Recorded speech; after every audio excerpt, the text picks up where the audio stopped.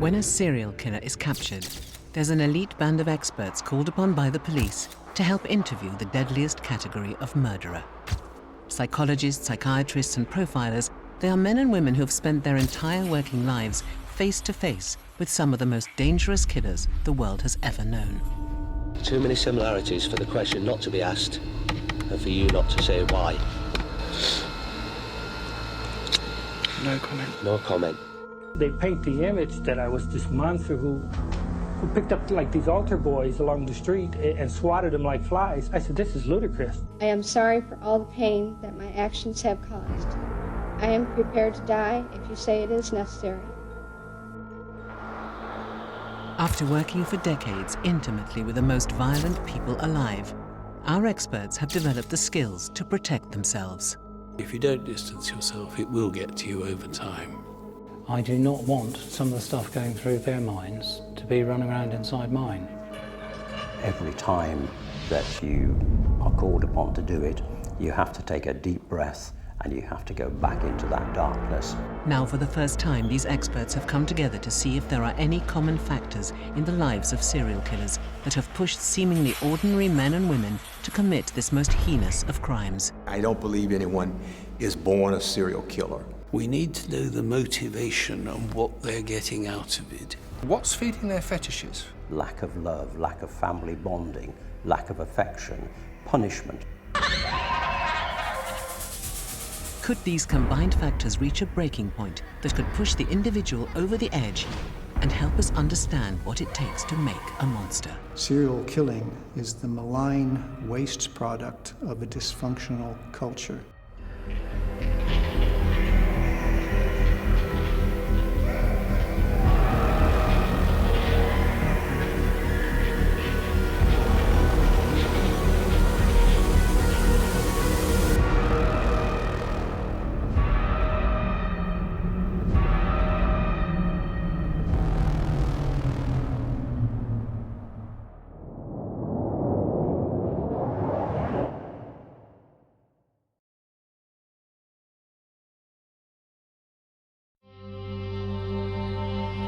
For over 2 decades, a serial killer named Levi Bellfield prowled these streets in West London.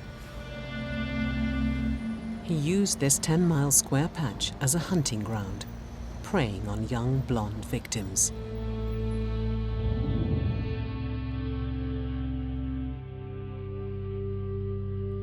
After a murderous campaign that saw him brutally take the lives of 3 young girls between 2002 and 2004, he was forced to go to ground. Bellfield does seem to have regarded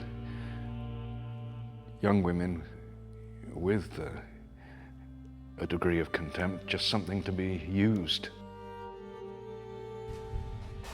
On the 22nd of November 2004, Bellfield's reign of terror was up. The police were moving in, and the hunter had now become the hunted. The killer left cowering in his attic, waiting to be snared. Well, you can either interpret it as prudence on his part or cowardice. To this day, he has refused to cooperate fully with the police. Too many similarities, Levi. Too many similarities for the question not to be asked, and for you not to say why. No comment. No comment, because you can't say anything, can you? He was charged and found guilty of 2 counts of murder and 1 of attempted murder, and sentenced to life imprisonment. A fat, loud, bullying, drug-using, promiscuous, cowardly thug. Once in prison, the so-called bus stop killer was convicted of a further murder, that of teenager Millie Dowler, in March 2002. Labelled by the judge as a cruel and pitiless killer, he's the only serial murderer in British legal history to receive 2 whole-life sentences. Since his arrest, Bellfield has always steadfastly refused formal therapy.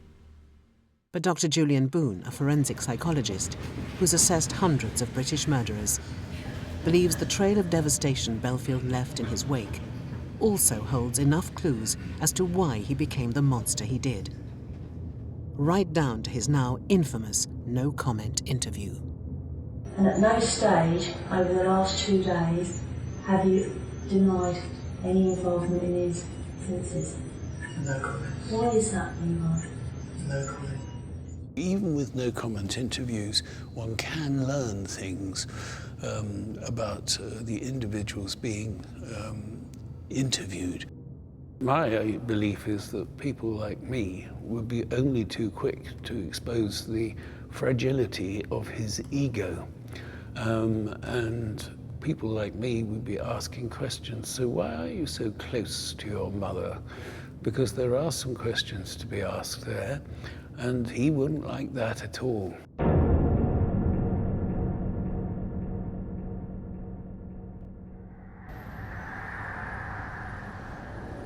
Born in 1968, Bellfield grew up with a brother, 2 sisters, and a number of step-siblings on a council estate in southwest London to a family of Romany heritage.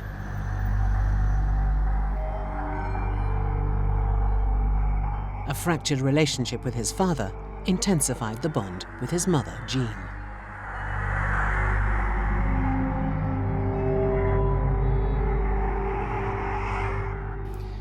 I think that if you look at his relationship with his family of origin, you have to try to unpick his relationship with it. Not so much his mother's relationship with him, but what he took away from his relationship with his mother.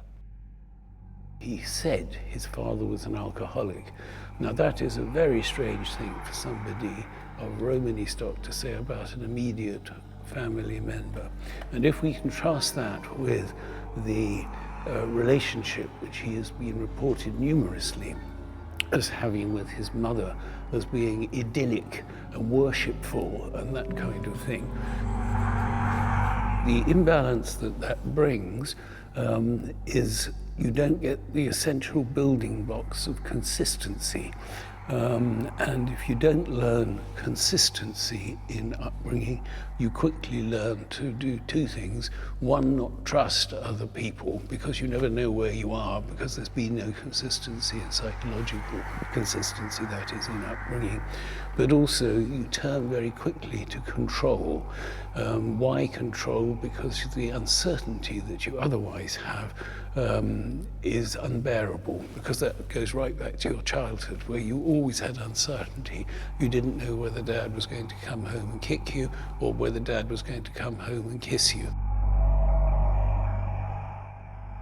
Forensic psychologist Professor Paul Britton has helped police with some of the most notorious murders of the past 20 years. Like Dr. Julian Boone, Professor Britton believes the relationship Bellfield had with his mother demands closer scrutiny. It is the case that he seems to have had a particularly close relationship with his mother as he was growing, but it's also true that he thought of himself as belonging to a slightly separate community anyway. So he felt, it seems, that the normal rules, when I say the normal, I mean the wider rules that most people choose to adopt in the society, didn't quite apply to him. When Bellfield lost his father to cancer, aged 10, he became even more reliant on his mother. I think in a family unit, parents can have, both genetically and environmentally, very strong influences on children's development. If it's a very, very close relationship, it can lead to, if it's too close, it can lead to spoiling behavior, which means that the child will grow up in a very entitled, expectant way. Well, you only have to look at Bellfield's history to see that that fits very well with him.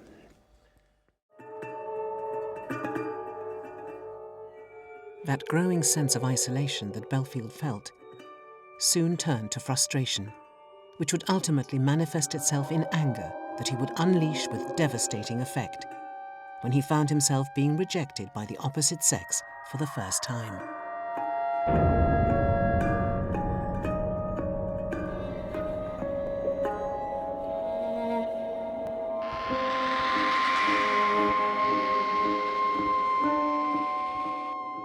I think there was a trigger event when Bellfield was about 12, 13. And apparently at this point, he was befriended by an older girl.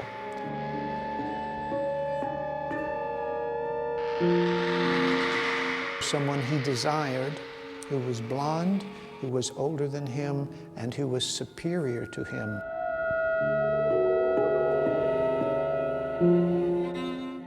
And that she then, when she had developed this relationship, rejected him.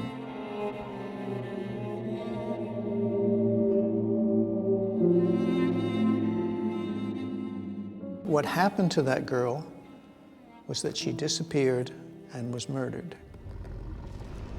And that girl's father, very soon after this happened, had a phone call from a high-voiced, high-pitched voice young man who threatened to kill him.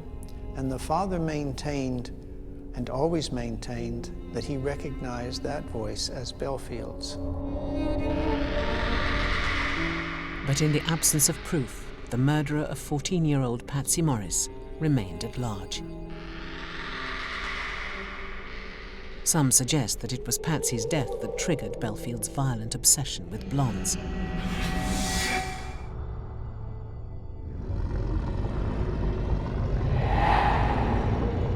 His pathway to serial murder was being laid.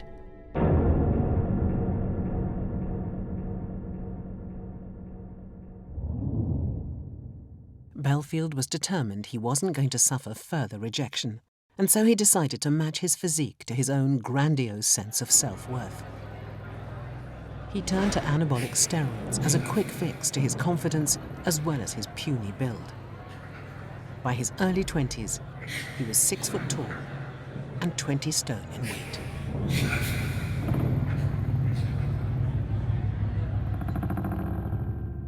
As he starts to mature, so you have this rather gross figure physically.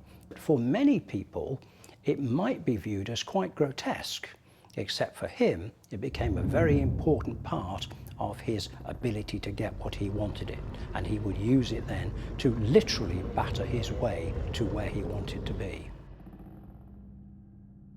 The fact that he felt the need to do that, and the fact that initially it seems that there was a sense of inadequacy, and it seems that he spent a lot of his time from his teenage years onwards trying to compensate for that.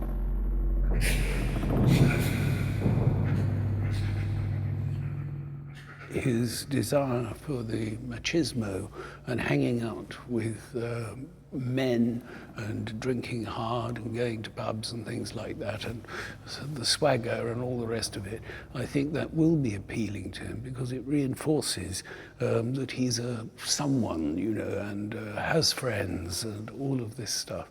I mean, for goodness sake, he became a bouncer. Tells you, the idea of being an enforcer, the one who can throw people out, who getting out of line and so on like that. I'm not suggesting all bouncers are like this, but he also went in for wheel clamping, and he would find it funny and amusing to clamp people. And in those days, at any rate, you could have very high fines to get your clamp removed. And he once did it to an elderly male pensioner, and he boasted about it afterwards, how he didn't care and that he was going to do it. So you can see there's absolutely zero compassion for anybody else. In his home life, Bellfield's reinvention to macho alpha male paid off, as he fathered 11 children by 5 women. But each relationship followed the same disturbing pattern.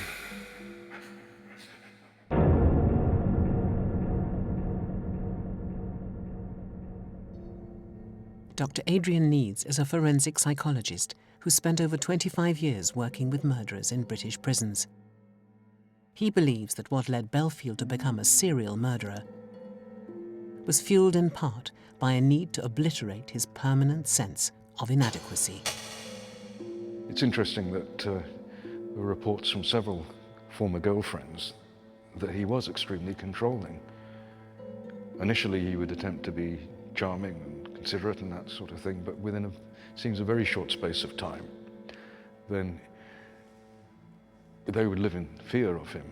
There was one account of him, after a short space of time, taking his girlfriend's mobile phone and giving back another one that only had his number on it, because he said that was all she should need.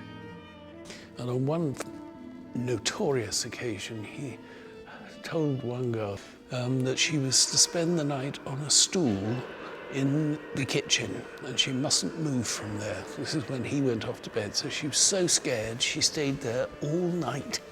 And when the police asked about toileting and that sort of thing, she said, well, I had no option. I just had to go on the stool and I couldn't move.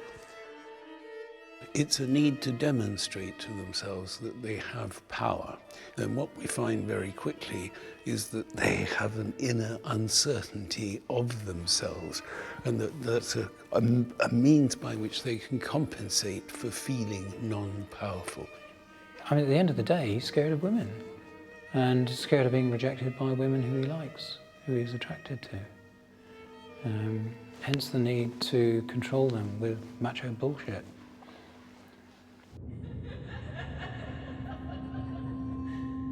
As much brutal pleasure as Bellfield got from abusing his partners, it was still not enough. He was about to take things up a notch, and alongside his love of violence, he was about to give flight to his sadistic sexual fantasies. I think he looked down on women who attended nightclubs and that sort of thing. And it's almost as if he saw himself as the alpha male, just entitled to use people as he wanted to, and he didn't see anything particularly wrong in it. I think there was one occasion when, as a nightclub doorman, he drugged a young woman with retinol, and then I think he answered the phone to her mother, talking in very distressing detail about what he'd done, but almost with a sense of triumph. All he required from his victim was passivity, and the drugs achieve that for you, and is not confident that he would be able to carry the rape through, even though he's beefed himself up with steroids and what have you, without some artificial aid, such as the drugs. The other is that he's scared of women. Throughout his 20s, Bellfield's voracious appetite for sexual violence became essential to maintaining his macho man image. The rapes that I've read about, I would say they were pretty much all in the style of a power assertion rape, but his sexual experience itself being essentially conventional. And I suppose the point is that for me, that kind of rape is not about successful sexual experience with women. It's about trying to build yourself up as a man. It's not enough that they know what they've done in terms of a power trip. They've got to let other people know.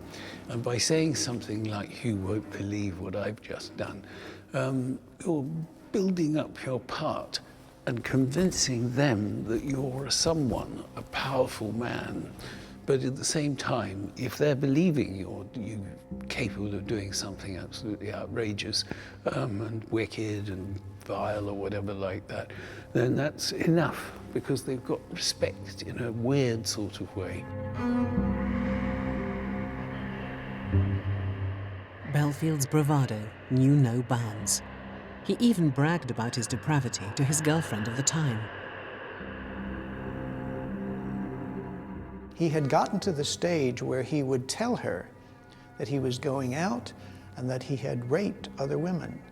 In one instance, she found a bin bag with a balaclava, a knife, and magazines where the faces of blonde women had been scratched out. He told her at one point he had pulled a disabled woman from a wheelchair and raped her. And he told her that he hated blondes and that they were evil effing bitches. They deserved to die. From that moment on, Bellfield made it his mission to turn those chilling fantasies into cold-blooded murder.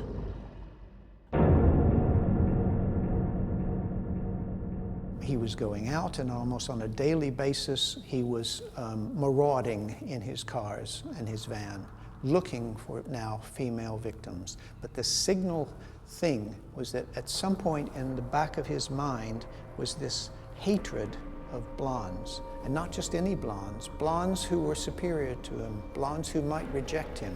Stalking starts to feed the need for power and control and coercion, and then gradually you escalate it, and you then move up a level to murder, and brutal murder at that. When people think of his victims as being chosen opportunistically, that's only partly true, because he had a template of victims that he was looking for.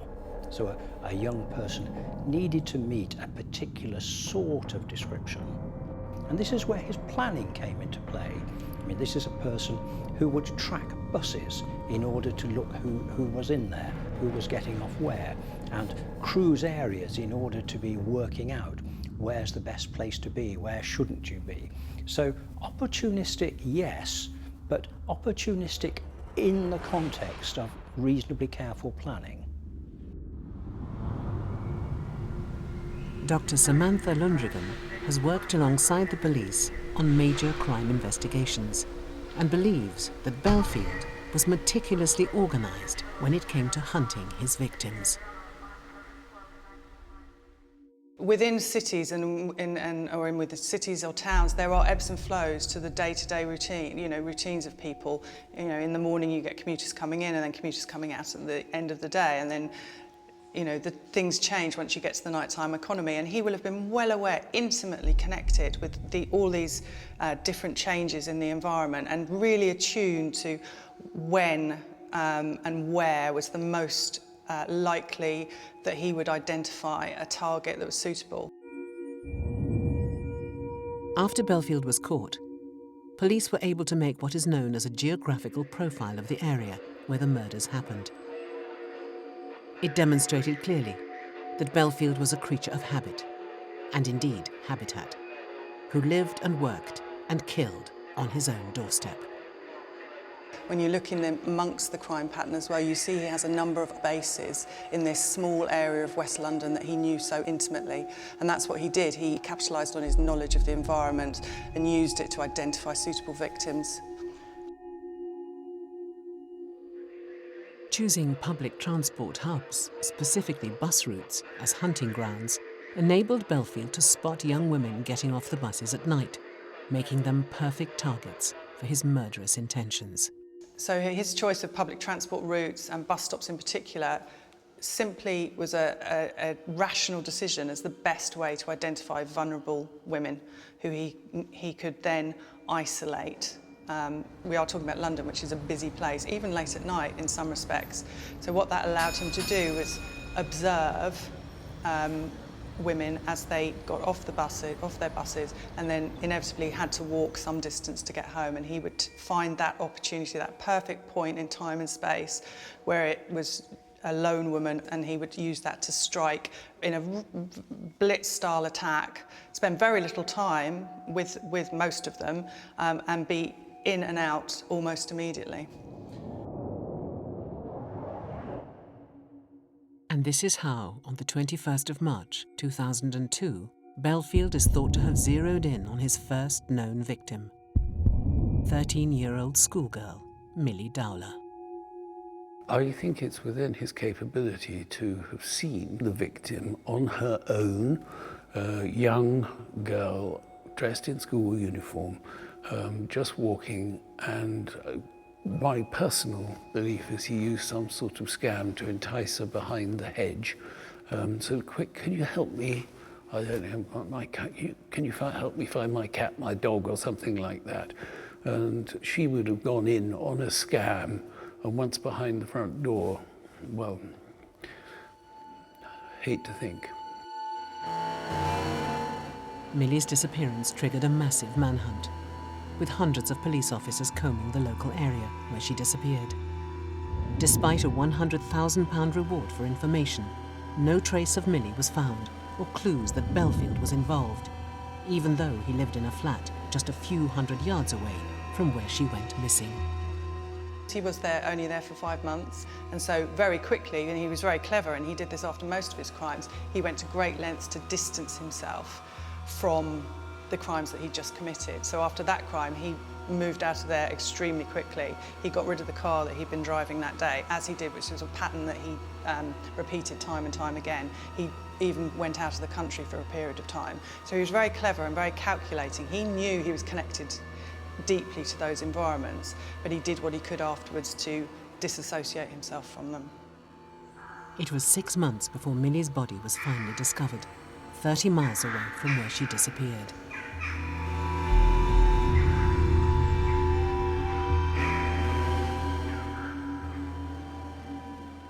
My involvement was the examination of the remains of Millie Dowler, in fact just the skeletal remains, to help confirm the identity of the body that had been found. And really from that I can say that there was no evidence of any significant violence, particularly no violence to her head, that was so common in other cases that Bellfield was involved in. Bellfield would have been boosted by the fact that Millie's body took so long to recover and had left no trace of evidence behind, empowering him to go on to kill again. In Millie's case, his treatment of the body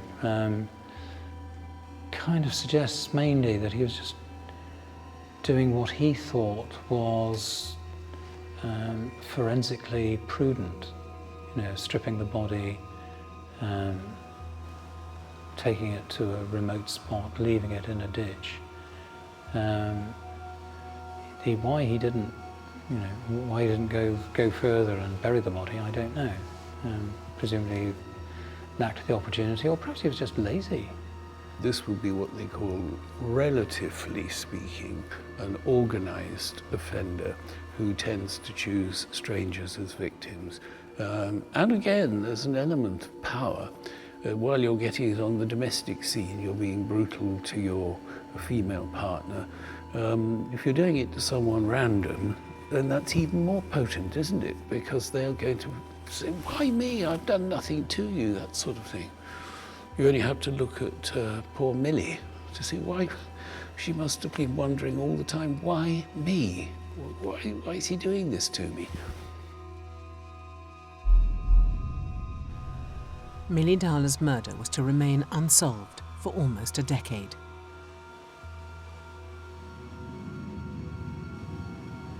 Less than a year later, in February 2003, Bellfield targeted a second victim.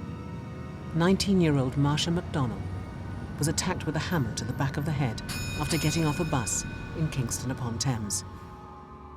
Just 15 minutes later, she was found by a neighbour, collapsed on the pavement, just yards from home.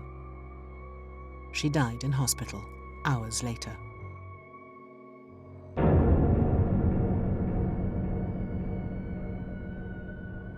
Just like most serial killers, Bellfield has by now clearly established a victim group that he's targeting. Attractive, young, blonde women whom he's convinced would be repulsed by him and reject any sexual advances he might make. I think of other situations where men develop a very clear specification of women who they really would like to find them attractive, but they, inside their own world, know, in inverted commas, that they will never look at them, and so they hate them. So that there's no real exchange, there's never been an approach, there's never been a rejection, but the person simply knows, in effect, that she's too good for me, and I'll have the bitch for that. It's when he's rejected. It's when he's rejected by someone of a particular appearance and a particular, who he sees as rejecting and spurning him. And as a man with his experience, that would be a particularly provocative insult. The roots of narcissism often occur if somebody has been rather indulged as a child. It can also happen if somebody felt inferior, maybe outside of the family, and that they had to overcompensate for the feelings of inadequacy. And it seems that both might have been the case in Bellfield's case. By now, Bellfield had found that only extreme violence could provide him with validation for inadequacies. Fueled by a growing drug habit, his mood swings were frequent and terrifying, his life becoming increasingly defined by uncontrollable rages.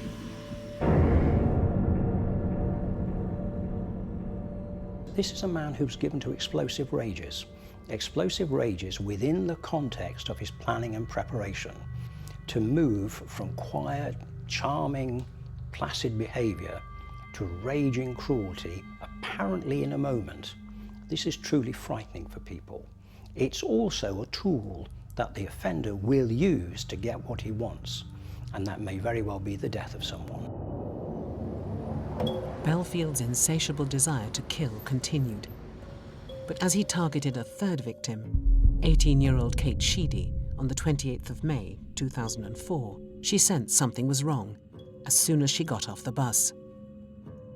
She crossed the road to get away from him because he was cruising and asking to talk to her. And it was that caused him to run her over, then run back over her, and then run forwards again, leaving her with multiple injuries. And miraculously, she survived and was able to give some form of evidence, which itself was traumatic for her. However, what was telling was immediately after that shocking incident, he went off on a high-speed drive, allegedly through red lights and things like that, and then goes and sits on the riverbank calmly, all of which is so much in line with power assertiveness and having a power phase, but that's very high risk. Indeed, it is no coincidence that Bellfield would use his car as a murder weapon. He had a lifelong obsession with old cars that extended to the necrophilic. People think of necrophilia as having sex with dead bodies. That's not what necrophilia actually is, although it can express itself in that form. That's not really what it is. It's more of a fascination with cold inanimate objects or with ordure, and cold inanimate objects like old cars fit the bill very well.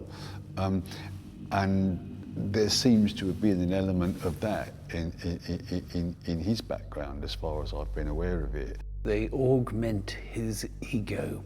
To have a good car, whatever he would regard as good, a good car is going to be complementary to his ego. It's going to be an extension of his image. And image was important to Bellfield. For him, his vehicle was almost, again, like his base that he worked from. Just 3 months after he'd mown down Kate Sheedy, Bellfield was already back on the hunt in his car. On the night of the 19th of August in 2004, he spotted French exchange student Amélie Delagrange getting off a bus near Twickenham Green. He brutally attacked her on the back of the head with a hammer. She died in a matter of hours. Yes, his use of hammers or blunt force injury from behind does seem to suggest somebody who really wasn't prepared to face his victims, who maybe wanted to dehumanize them even more by not even seeing their faces. It's just a heavyweight tool, isn't it? But it's also a tool of power. It gives empowerment. It's also, in many ways, anonymous. But the real thing that it is intimately personal. I know he carried a baseball bat that he would use to intimidate, but that is nowhere nearly as close and as demeaning as hammering someone to death from behind. I think there's a difference in quality between the nature of the rapes and the nature of the killings. Because the rapes came first, and they, in most cases, they should have been enough to satisfy him, but they weren't. So I think that the style of the killings kind of suggests that he wanted to obliterate an ongoing, difficult relationship in his mind. Police investigators hunting the killer of Amélie Delagrange had no eyewitnesses, no DNA or forensics to go on. Desperate for leads, they began trawling through 2,000 hours of CCTV of the roads nearby the murders, hoping to find clues that would lead them to the killer before another life was lost. Yes, I think the more experience of committing offences successfully that somebody has, the more likely they are to feel invincible and that they can get away with things, because it seems that demonstrably they have. And that might result in them turning their attention to, well, refining their technique still further, and feeling that in a situation where basically life is a matter of them against the world and they're here to take what they can, that they are able to get away with things because, well, they're superior.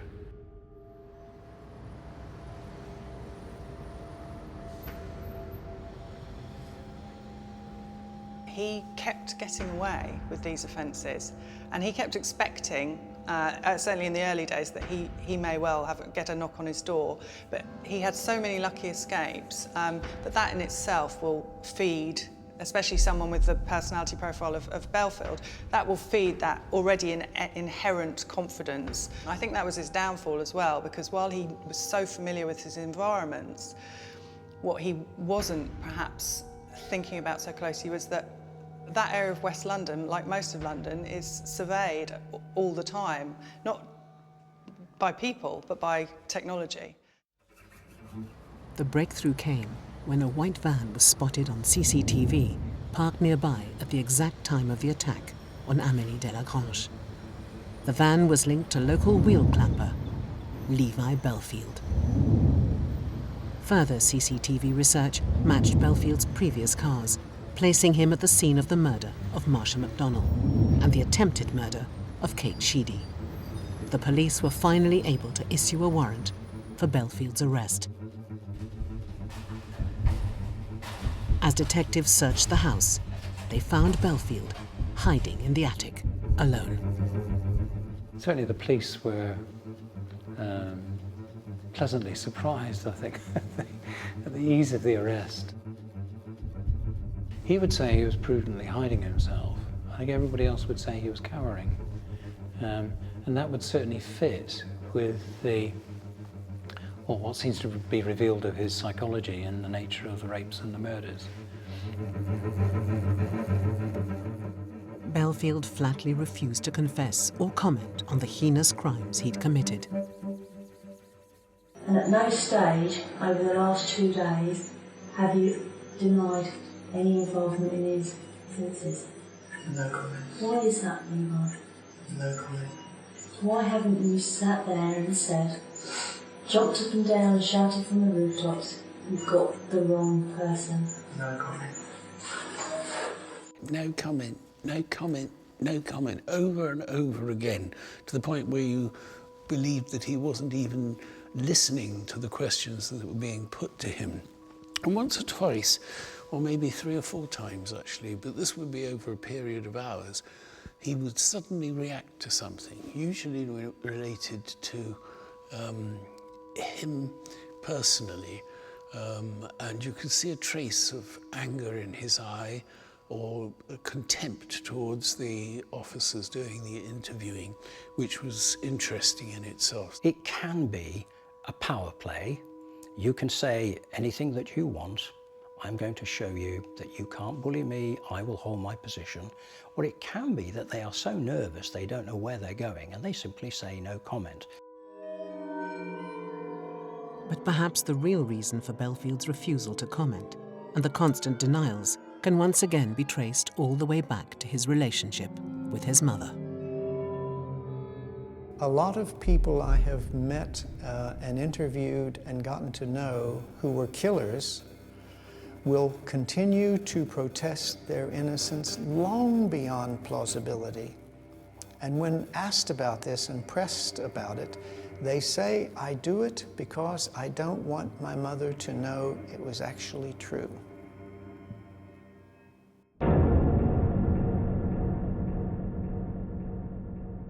He's not a terribly complicated person, Bellfield. He's not simple in the way that Fred West is, but he's not a complicated person. He's just not very attractive. I think something that was very apparent with Levi Bellfield was there seemed to be a real arrogance, a real self-centeredness, and a sort of belief that he could do no wrong about him. And also a willingness to treat other people with, well, absolute contempt, really. In fact, some people have seen this as being at the core of psychopathy. Someone who grows up believing that it's a dog-eat-dog, law of the jungle, survival of the fittest kind of world, and that the only principle that makes sense in that kind of environment is to look after number one.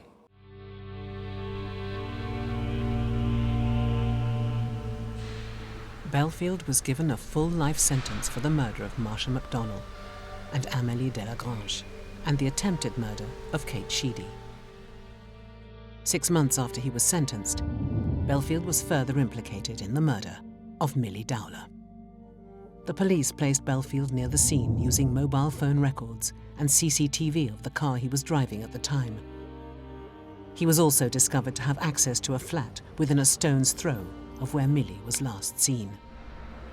On the 23rd of June 2011, Bellfield was found guilty of the murder of Millie Dowler and given a further life sentence. Despite his conviction, Bellfield did not admit to Millie's murder and would not disclose any information surrounding her abduction and death until years later, when he finally confessed. The judge recommended that he's never to be released.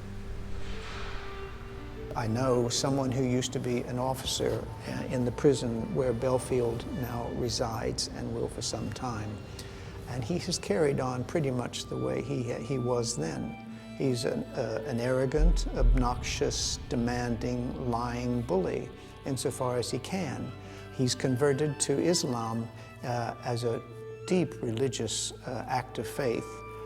No, in fact, what he's done is what many inmates are doing and converting to Islam in order that they get out of work more often, they get better food and other privileges in prison life.